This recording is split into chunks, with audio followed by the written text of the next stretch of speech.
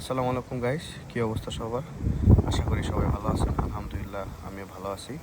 তো রিসেন্টলি আমি একটা ভিডিও আপলোড করছি, যেটা অলরেডি পার্ট 1 হিসেবে পাবলিশ করছি, যে নেদারল্যান্ডসের বর্তমানে জব সিচুয়েশনটা কেমন, অর্থাৎ আপকামিং ইয়ার যেটা 2026-এ যারা আসতে চাচ্ছেন আপনার জবের ক্ষেত্রে কী কী ওয়ে আছে এখানে জব করার, সেই বিষয় নিয়ে আলোচনা করতে চাচ্ছি।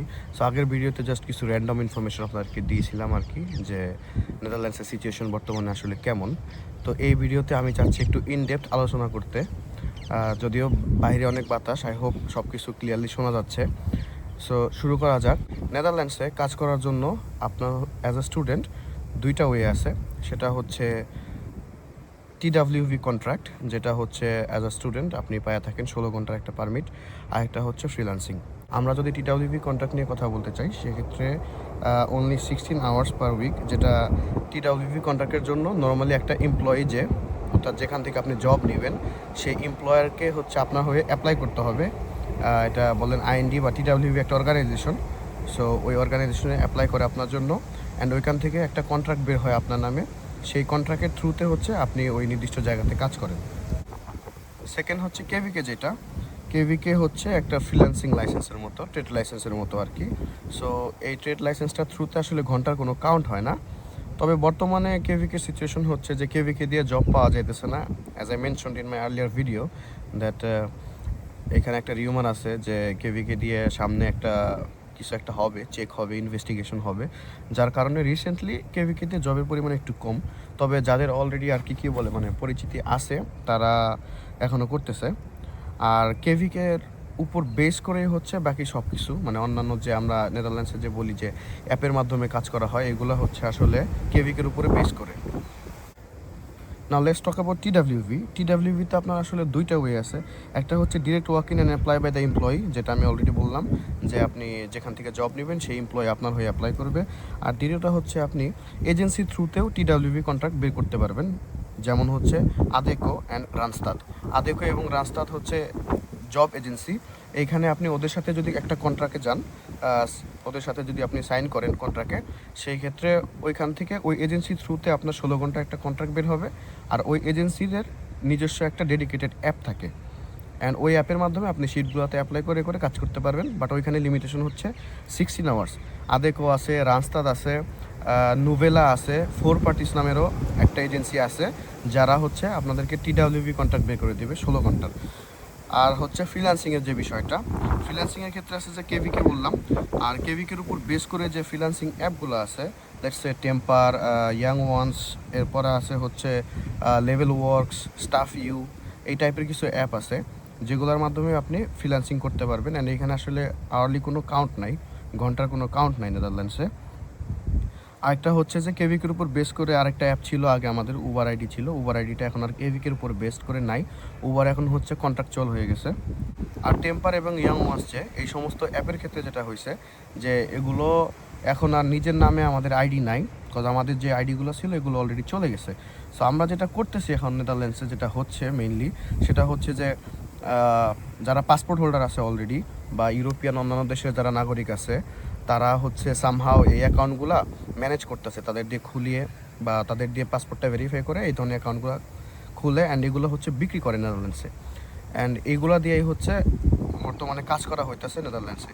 আরেকটা বিষয় হচ্ছে যে টেম্পার, ইয়াং ওয়ান্স, এগুলোতে যখন আপনার নিজের অ্যাকাউন্ট হবে না, অন্য কারোর নামে অ্যাকাউন্ট হবে, সেই ক্ষেত্রে আপনি এরকম হতে পারে যে আপনি ওয়ার্ক প্লেসে গেছেন কাজ করতে, অ্যান্ড ওরা হচ্ছে আপনার কাছে আইডি চায় বসছে, এটা আর কি চায়, অনেক অনেক জায়গায় চায়। তখন তো আপনার কাছে আইডেন্টিফিকেশন থাকে না। সেই ক্ষেত্রে নর্মালি সবাই কথাবার্তা বলে যে আচ্ছা আমি তো আইডি আজকে নিয়ে আসি নাই, আজকের দিন কাজ করে চলে যাই, আর পরবর্তীতে দেখা যাবে কি হয়, পরবর্তী দিন আমি আইডি নিয়ে আসবো। এভাবে যদি সমস্যার সমাধান করা যায় করে, আদারওয়াইজ আইডিতে একটা নো শো মেরা দেয়, অর্থাৎ আপনি আসলে কাজের জন্য আসেন নাই, সেই ক্ষেত্রে 100 ইউরোর মতো মোটামুটি একটা ফাইন দিতে হয় টেম্পার, ইয়াং ওয়ান্স এগুলোতে। অ্যান্ড এগুলা বর্তমানে এখন কাগজে কলমে টোটালি ইলিগাল, কারণ এটা হচ্ছে আপনি আইডেন্টিটি ফ্রড করতেছেন। বাট কোনো প্রকার উপায় না পেয়ে আসলে সবাই এরকম করতেছে, এভাবে চলতেছে আপনার হচ্ছে এই ফ্রিল্যান্সিং অ্যাপগুলোর মাধ্যমে। আর যেটা হচ্ছে যে উবার আর হচ্ছে থাইস বিজনেসের আইডিগুলা, এগুলো ভাড়া নেওয়া যায়। এগুলো কীভাবে ভাড়া নেওয়া যাইতেছে, এগুলো হচ্ছে যাদের অলরেডি পাসপোর্ট আছে, বা পর্তুগাল থেকে পাসপোর্ট নিয়ে নেদারল্যান্ডসে মুভ করছে, বা অন্যান্য যাদের পাসপোর্ট হোল্ডার আছে বা পিআর আছে, ওয়ার্ক পারমিট যাদের আছে, তারা হচ্ছে এই অ্যাকাউন্টগুলো খুলে এগুলো ভাড়া দিতেছে। সো 40 ঘন্টার উবার বা থাইস বিজক্সে নর্মালি আপনি হয়তো 30 থেকে 35 ঘন্টার মতো শিফট পাবেন উইকলি। এগুলার জন্য স্টুডেন্টদেরকে তারা কি করতেছে, তারা হচ্ছে আইডিগুলো ইউজ করতে দিতেছে। তারা কোম্পানি থেকে স্যালারি পাচ্ছে হচ্ছে 15 ইউরো পার আওয়ার, লেটসে স্টুডেন্টকে 10 থেকে 12 ইউরো দিতেছে। সো আওয়ারলি যে স্যালারি আছে ওইটা থেকে একটা অংশ তারা কাইটে নিতেছে।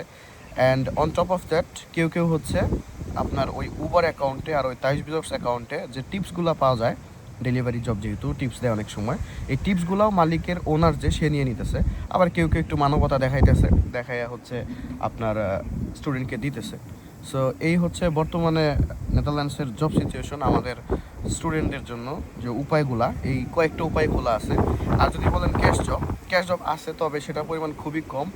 আর এইটা আপনি তখনই পাবেন ক্যাশ জবের ক্ষেত্রে, যেটা হয় যে আপনার যদি কোথাও টিডাব্লিউভি কন্ট্রাক্ট থাকে, যদি আপনি নিজে ম্যানেজ করেন জবটা, সেই ক্ষেত্রে ওইখানে যদি আপনাকে প্রয়োজন হয় তাদের, তারা অনেক সময় বলে যে আচ্ছা ঠিক আছে, তোমাকে আমি 16 ঘন্টার টাকাটা হচ্ছে লিগালি তোমার ব্যাংকে দিতেছি, আর বাকি কিছুদিন কাজ করো, তোমাকে হয়তো আওয়ারলি স্যালারি 2 থেকে 3 ইউরো কম দিব, তোমাকে আমি ক্যাশে দিচ্ছি। অনেক সময় এই ধরনের অফার কেউ কেউ পায় বা কেউ কেউ চেয়ে নিয়ে নেয়।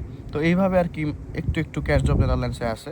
আর বাকি সবই হচ্ছে আপনার এই ডেলিভারি অ্যাকাউন্টগুলো, temper account, young ones account দিয়ে মানুষজন জব করতেছে। কেউ ভাড়া নিতেছে, কেউ কেউ আছে অ্যাকাউন্ট কিনে নিছে অলরেডি।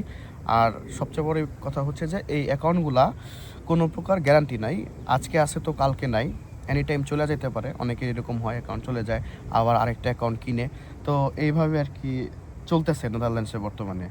তো এগুলো করে আপনি আপনার টিউশন ফি, থাকা খাওয়ার খরচ ম্যানেজ করতে পারবেন কি না, আপনি তখনই করতে পারবেন যখন আপনি খুবই রেগুলার এখানে কাজ করবেন। এই অ্যাকাউন্টের থ্রুতে, টেম্পারের থ্রুতে বা থাইস বিজক্সের থ্রুতে। মেইন কথা হচ্ছে আপনার রেগুলার জব থাকতে হবে। অনেকের কাছে রেগুলার জব থাকে না, অনেকে জব পায় না, সেই ক্ষেত্রে তারা কিন্তু বিপদে পড়ে যায়, তাদের কাছে খুবই ডিফিকাল্ট মনে হয়। সো আপনি যদি নেদারল্যান্ডসের সিচুয়েশন জিজ্ঞাসা করেন, তাহলে জনে জনে ভিন্ন সিচুয়েশন পাবেন। আমাকে জিজ্ঞাসা করলে বলবো যে হ্যাঁ আমি ঠিক আছি, আমার চলতেছে। হয়তো বা আমার আরেকটা বন্ধু আছে, তার হয়তো অবস্থা একটু খারাপ। তো মোটামুটি এইভাবে ব্যালেন্স করে চলতেছে। বাড়িতে আসলে রিজিকের মালিক হচ্ছে আল্লাহ। সো এটা নিয়ে যদি আমরা বেশি টেনশন করি তাহলে আসলে বেঁচে থাকাই সম্ভব না। তো যাই হোক, মোটামুটি নেদারল্যান্ডসে জবের সিচুয়েশন এরকমই। আর এর থেকে বেশি কিছু আমি বলতে চাইতেছি না। অ্যান্ড আজকের মতো ভিডিও এইটুকুই। সবাই সুস্থ থাকবেন, ভালো থাকবেন, অ্যান্ড সবার অ্যাব্রোড জার্নি শুভ হোক। আল্লাহ হাফেজ।